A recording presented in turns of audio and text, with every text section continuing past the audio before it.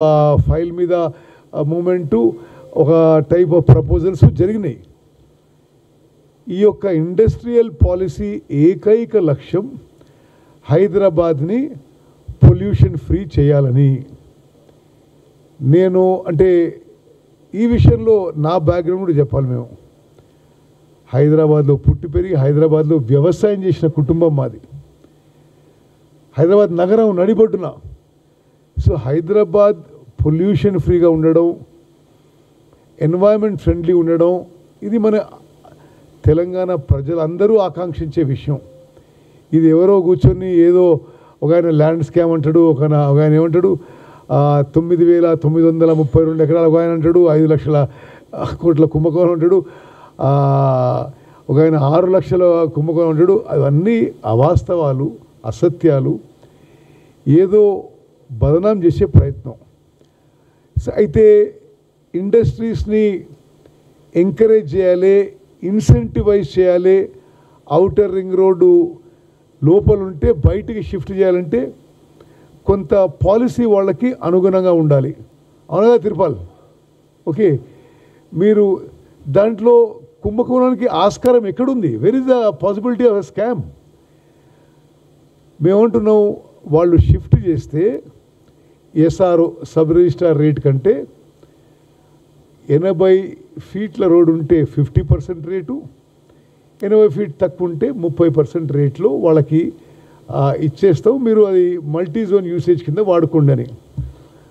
మేము ఆ cabinet sub కమిటీలో పలు దఫాలు అధికారులతోని, పారిశ్రామికవేత్తలతోని, అదేవిధంగా ఎన్వైరన్మెంట్ ఎక్స్పర్ట్స్తో మాట్లాడి, this is in the interest of Hyderabad city, this is the interest of Telangana state అనే ఉద్దేశంతో ఈ యొక్క పాలసీని తీసుకోవడం జరిగింది. ఇది ట్రాన్స్పరెంట్ పాలసీ.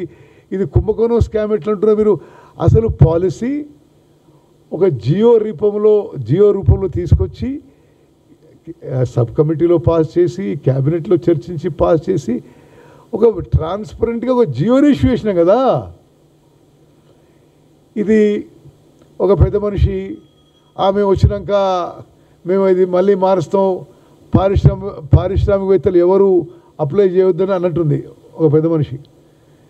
మీరు అధికారంలో వచ్చేది లేదు, మళ్ళీ పాలసీ మారేది లేదు. మేము హైదరాబాద్ నగరంలో ఔటర్ రింగ్ రోడ్ లోపల ఉన్న పారిశ్రామికవేత్తలను వాళ్ళని ఆహ్వానిస్తున్నాం. ఈ పాలసీ ఉపయోగించుకొని మీకు ఇది కొంత ఉపయోగపడుతుంది, ప్రభుత్వానికి ఉపయోగపడుతుంది, హైదరాబాద్ నగరాన్ని పొల్యూషన్ ఫ్రీ చేయడానికి it is a very good policy.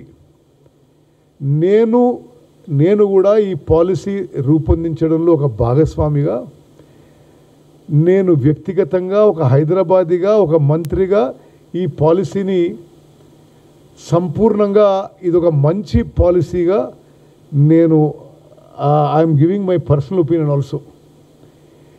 అది 50% 30% ఎందుకు అంటే, ముందు 100% అంటే ఎవరైతే ఇండస్ట్రియలిస్ట్ ఇప్పుడు ఆ పొజిషన్ ఎంజాయ్ చేస్తున్నారో, నువ్వు 100% రేట్లో అతనికి ఏం ఇన్సెంటివ్, ఏం ఎంకరేజ్మెంటు షిఫ్ట్ కావడానికి?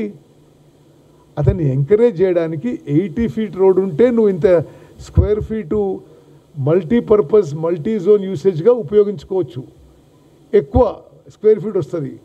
80 ఫీట్ కంటే తక్కువ అయితే తక్కువ స్క్వేర్ ఫీట్ వస్తుంది. కాబట్టి ఎస్ఆర్ఓలో 30% అని చెప్పడం జరిగింది. అసలు ఆ 9,900 ఎకరాలు ఎక్కడ ఉన్నాయి? అందులో ఆల్రెడీ డెవలప్డ్ ప్లాట్స్, రోడ్లు ఉన్నాయి, డెవలప్మెంట్ ఉంది, అంత ల్యాండు లేదు. అది ఏమీ కుంభకోణానికి, స్కామ్కి అవకాశమే లేదు. నేను ఒక సుదీర్ఘ కాలం కాంగ్రెస్ వాదిగా, ఒక కాంగ్రెస్ వాదిగా, ఒక రెస్పాన్సిబుల్ సిటిజన్గా, ఒక మంత్రిగా ఔటర్ రింగ్ రోడ్లోని ఇండస్ట్రియలిస్ట్కి ఇన్వైట్ చేస్తున్నాను. I'm giving to an appeal to all industrialist with in the outer ring road. This is a very good policy.